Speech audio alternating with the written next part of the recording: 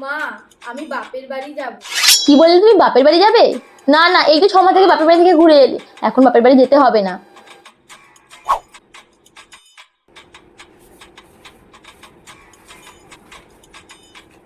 মা, এই নিন। কি এটা বৌমা? 2 কেজি মাছ, 5 কেজি চাল। আপনি তো আমাকে আমার বাপের বাড়ি যেতে দিলেন না, তাই আমি এই ফর্দটা বানিয়েছি। আমার তো খুব মন কেমন করছে আমার বাপের বাড়ির জন্য, তাই আমি আমার বাপের বাড়ির লোকজনকে নিমন্ত্রণ করেছি। মা, বাবা, ভাই ছাড়াও আরো 20 জন আসছে। তাই এই ফর্দটা দিলাম, আপনি বাজারটা করে নিয়ে আসুন।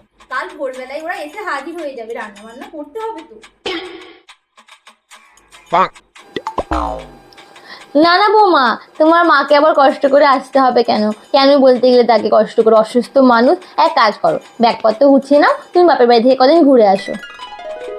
হলে আমি মা ব্যাগপত্র গুছিয়ে নিই, বাপের বাড়ি যাবো। আর 1 সপ্তাহ আমি আসবো না, বুঝলে?